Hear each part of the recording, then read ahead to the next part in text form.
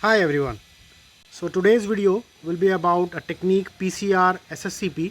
It is a kind of technique or it is a variety of PCR. We have already studied the PCR technique in the previous video. For all those viewers who haven't checked my PCR video, they are most welcome to check the PCR video.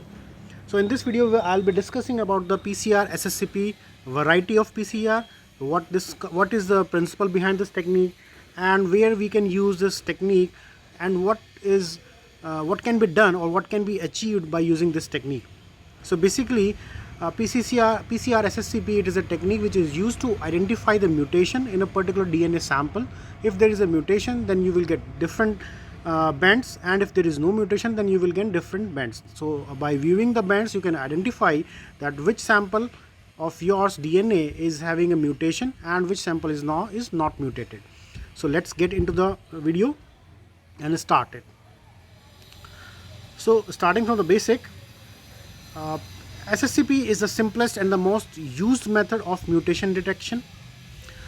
PCR is used to amplify the region of interest, and the resultant DNA is separated as single-stranded molecules by electrophoresis in a non-denaturating polyacrylamide gel. So this is the core principle, this is the main principle of SSCP, that you have to identify that in which portion you want to check if there is a mutation or not. Then after identifying that portion, you have to do the PCR. Before doing PCR, you have to design the primers for that particular DNA fragment. Suppose this is your DNA fragment, double-stranded DNA fragment, and you want to check if in this particular point if there is a mutation or not. So what you have to do is you have to design the primers so that those primers will amplify only this portion. Then only you can check if there is a mutation in that portion or not. So first you have to do the PCR. Before doing PCR, you have to design the primers. Now after doing the PCR, what you have to do, you have to separate, or you have to run the those PCR products in a polyacrylamide gel which is non-denaturating. Non-denaturating, what it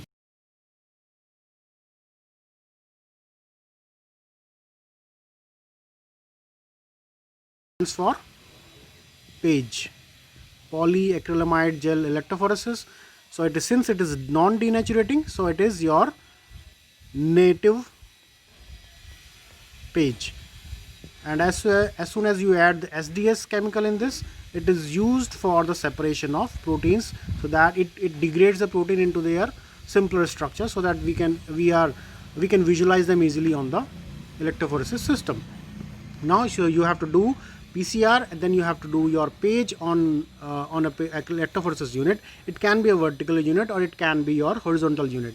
So what needs to be done? We will start a single strand of single DNA folds differently from another if it differs by a single base. So now we all know that if suppose this is your DNA molecule 1 and this is your DNA molecule 2, and now if suppose this is your having 150 base pairs and this is having 140 base pairs.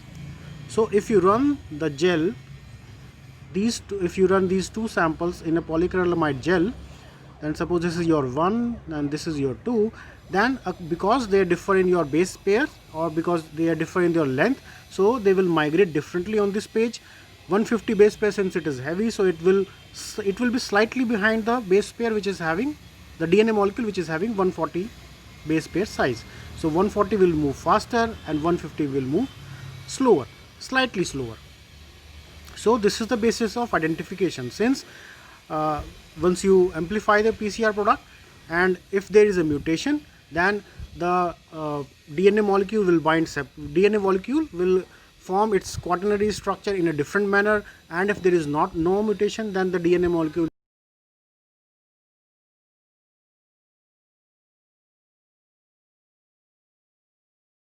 migrate differently, or they will migrate so that we can visualize if there is a difference, if there is a mutation in that sample or not. I will explain those things, the complete thing, in the next slides. So for now we have to remember that we have to run PCR for the desired location. We have to amplify that fragment, then we have to run these samples in a non-denaturating gel, and based on their quaternary structure they will migrate, and because since they differ in single base pair, so they will migrate differently. So, and we can visualize that if there is a mutation present in them or not. So it is believed that mutation induced changes of tertiary structure of DNA results in different mobilities for two strands. So this is what I was saying.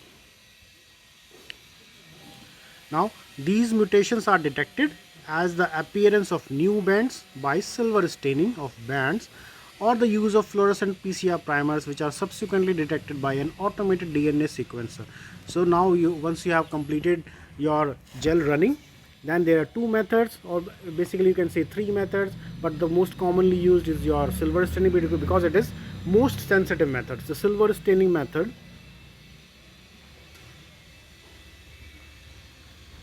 is your most sensitive. Even if there is a difference of one base pair, then you can identify, or you can clearly visualize the bands with the silver staining. Another method is your fluorescent PCR primers. With the PCR primer that you are designing, a fluorochrome molecule is attached to those PCR primers. So whenever after the PCR amplification, the DNA molecule will run, then they will fluorescence when they are visualized under fluorescence microscopy technique.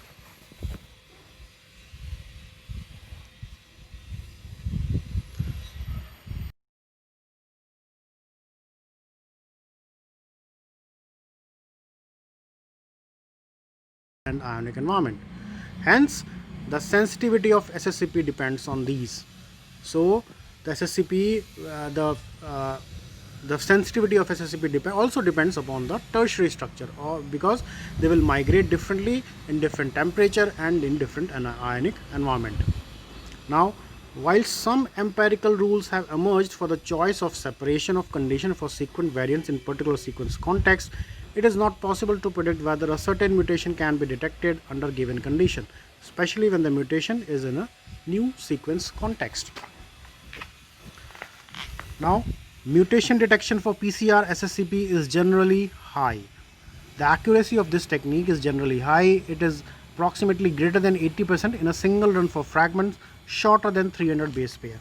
So this is you can say a limitation, or you can say the positive point or the benefit of this using this technique is that if there is a mutation in your DNA sample, then there is greater than 80% chance that you can detect that mutation using this technique. But provided the condition that the PCR fragment that you are using for mutation detection should be having a length of less than 300 base pairs. 300 base pairs is your upper length of mutation detection if you want to use this technique. If you go beyond this base pair or beyond this length, then the mutation rate or mutation detection rate falls, or the technique will fail, or it will start giving false positive. As a sensitivity is not 100%, the absence of a new band does not prove that there is no mutation in the analyzed molecule. Now, this is very important point, since we all know that the accuracy is not 100%. So now, if you are running, suppose you are running a gel, and if you are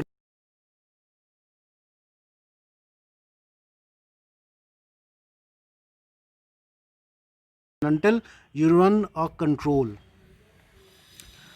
So what is a control? Control is a molecule or the PCR product in which you have done all the things normal, and you're just adding the control, you're just running the control, you're just running the control PCR, so that you can check if there is error in the running of the PCR.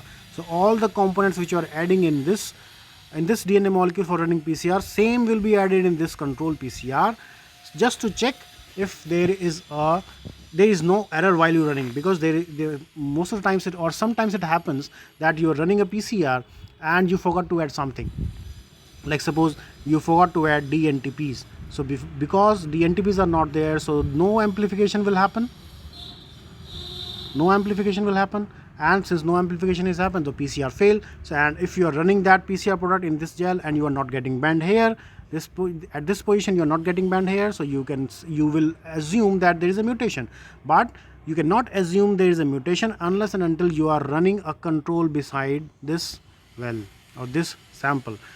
Only then, if this control is also not showing any band, then you can say that the PCR product then the PCR has failed. And if this control is showing your band, then only you can say that this sample is having mutation at this particular location. But if your control is also missing, or your control, you're not seeing your control bands, then there is an error in your PCR amplification. Now let's again understand this technique with the help of a diagram. Now you can see that there is a wild allele and there is a mutant allele. Now you can see, and in the wild allele you can see that in this position you have a G to C bonding, or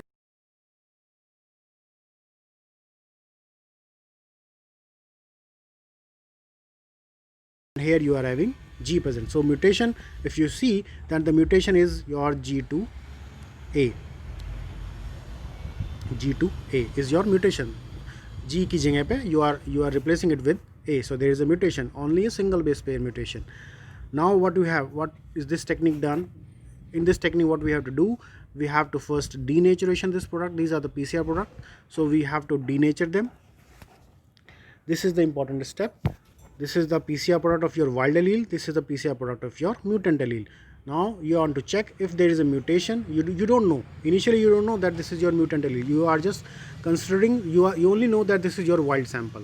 This is your wild, and this is your saying sample 1 or sample A, you can say it. You don't know that if there is a mutation present in this or not. So now how to check the mutation? We will take your PCR products, then we will denature them. I'll show the protocol, what the chemicals we are using for denaturation. Now after denaturation, how these bands will look? These bands will look two separate bands. This is your mutant, and this is your wild, and this is your sample A or your mutant. You are having here G, you are having here A. Now based on these single strand, these are two separate strands for DNA for wild, and these are two separate strands for your sample A. Now since they are single stranded in a solution, they will form their supercoiling structure. Both the single strand will form your single strand structure, it's a quaternary structure or tertiary structure they will form based on their base composition. Now after forming your structure, A will look like this, B is looking like this, and your A dash is looking like this, and B dash is looking like this. So these are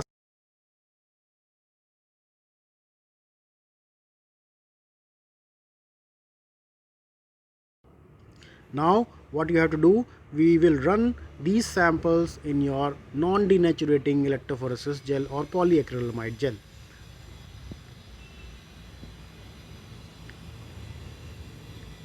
Now this is continuing from the previous slide. This is your A structure, B, this is A dash and B dash, these are your mutant, these are your wild. So when you run them in your page, non-denaturating page, so as you can see, they are migrating differentially. You can see there is a difference in the migration based on their structure. So low DNA concentration to prevent reannealing, we are adding low DNA concentration. So the electrophoretic mobility of separation is a function of the shape of the folded single stranded molecule. We all know that the DNA molecule will migrate in your non-denaturating page based on their shape, or based on their base pair composition.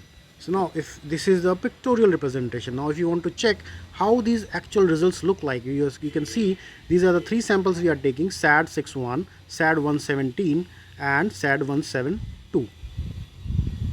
These are different mutations, or you can say these are the different changes which we are observing in these. We are or you can say this is the P21 PCR product. So we are amplifying that particular fragment from this DNA molecule. In this we are amplifying this particular fragment. Now if you run the SSCP of these PCR, if there is a mutation, there will be a change in the mobility, or there will be change in the mobility pattern of these PCR products. Now if you see after running the page of SAD61, you can clearly see that all the bands, like this band, this band, this band, this band, this band, these bands are almost at the identical location except this sample. So you can say these are two different bands based on they migrated based on their different mobility. So you can say that this is the sample which is your mutated sample, or this is the mutation which is actually happening in the SAD61 sample.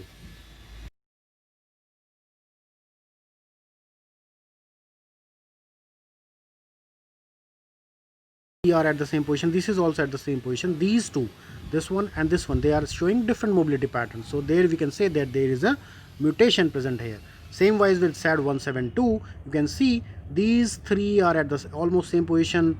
This is at the almost same position. Now this one and these two, these are showing different mobility pattern.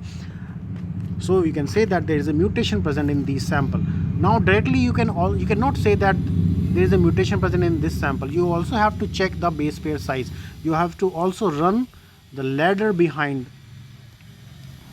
You have to also run the ladder, so you can check that what is the actual size of a wild product, and what there will be a difference in the mutation or the mutant product, but you will always know that what is the size of your wild type molecule or wild DNA. Okay, so you can identify that way if this band is of your wild sample or if this band is of your wild sample or mutant sample. So once again, for the revision of this technique, the sensitivity of PCR SSCP decreases with increasing fragment length. Less than 300 base pair is the optimum length for using this technique. For mutation detection in longer fragment, we have to use exons greater than 300 base pair and whole cDNAs. Or what we have to do, there is another way around for using this technique. For if you want to use this technique for greater than 300 base pair, you have to use multiple primers. Overlapping short primer set can be used, or long PCR product digested with appropriate restriction enzymes prior to SSCP. So what you can do, one method is you're using multiple primers, multiple short primers, or another one is your restriction cutting. So after running the PCR, you have to cut your PCR product with your restriction enzyme at the appropriate location, so that you can get the fragments which is having your mutation. So you have to study, you have to check that which restriction enzyme should be used, and you have to check the complete DNA sequence, that if the restriction site is present elsewhere or it is only present in the desired fragment that which you want. Because if the restriction site of your enzyme is present somewhere else also, then it will cut at that position also, and you will get the false positive results. You may get the false positive results.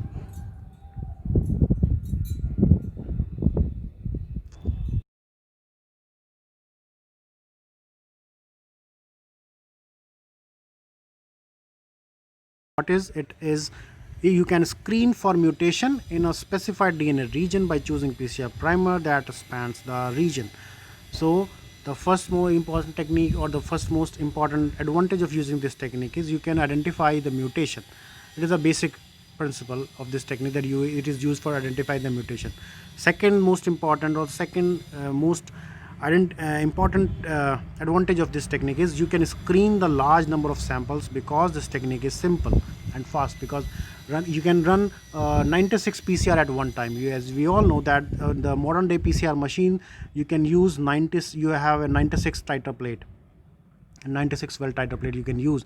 So at a time, for running a PCR, you can use 96 samples. So this technique is very fast and simple. So large number of samples can be screened using this technique. So the only step necessary for PCR amplification is the heat denaturation in a formamide and NaOH. This is what the technique that I was talking about. This is the step that we have to after running the PCR product, or after running the PCR, we have to denature the PCR product using formamide and NaOH. How we will do this, I'll show you in the protocol in the next few slides.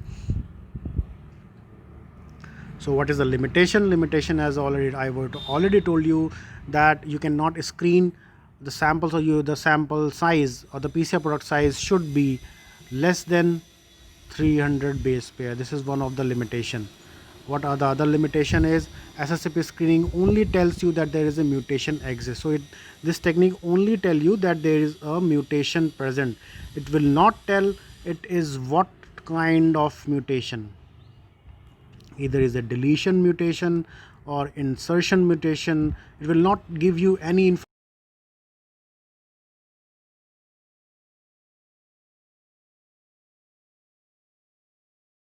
Product size should be less than 300 base pair to increase the sensitivity.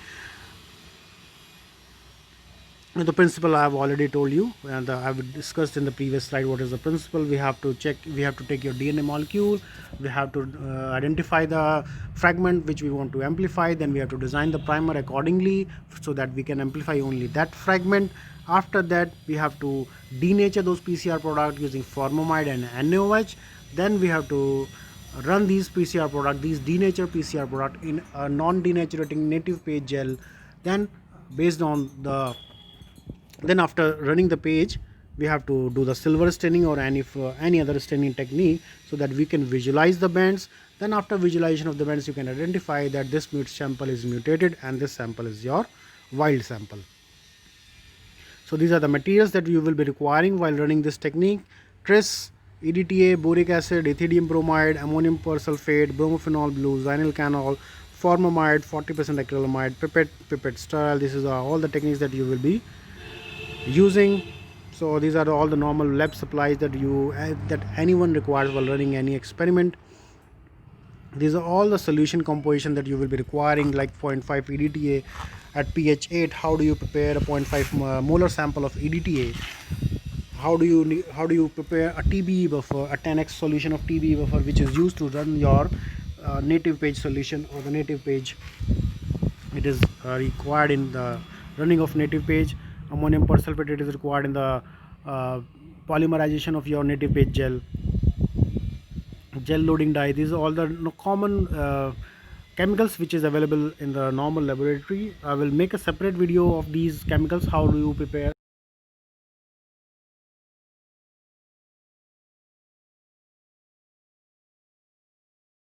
giving any more emphasis on these chemicals or preparation of these chemicals. This is the protocol which which we will follow for doing this experiment. The PCR product used for SSCP should have a length less than 400 base pair. Ideally, this should be around 150 to 250 base pair. The fragments can be established by PCR. So after this, we have to start your experiment. Pre-treatment of your fragments for SSCP. So the PCR product is ready. We have to mix 100 microliter of PCR product and 10 microliter of gel loading dye in an ultra thin reaction wall, or you can say the 2 ml Eppendorf tube you can use, or you can use a PCR tubes which is having a 250 microliter capacity. So you can use a normal PCR vial for mixing your PCR product and your 10 microliter loading dye. Then you have to mix them at 94 degrees Celsius and give them a heat shock for 4 minutes. This is your denaturation step. So this is where the denaturation is happening. And if you want to ask that, we have in previous slides I've told you that we will need formamide for denaturation or NaOH. Then we have added formamide in the loading dye.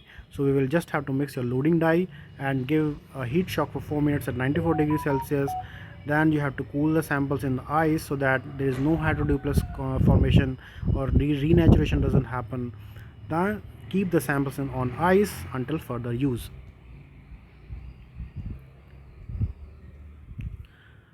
So now these are the basic technique, or this is a basic protocol of how you can prepare a polyacrylamide gel solution. I have already told you that I will discuss these, how you can prepare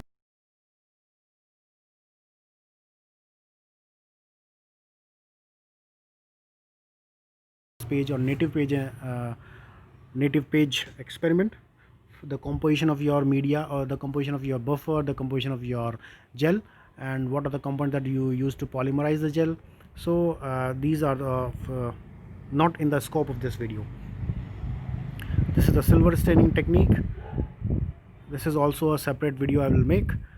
This video is only focused about the technique of SSCP. I will make a separate video about silver staining. This is a very interesting technique. You will need 4 solution: your developer solution, your oxidizer solution, your fixer solution. So this way these are added in a different proportion after one another. Then this technique is very helpful for visualizing your bends. So this marks the end of this video. I hope you have all enjoyed it and learned something from it. Just a small request: before you leave this video, If you are new to this video, or this you are coming first time, or you are viewing this channel for the first time, then hit the subscribe button. And if you like the video, then please like, share it among your friends, so that other students or other friends of yours who are not able to go to the laboratory due to this coronavirus can learn this technique at the comfort of from their home. Okay, thank you.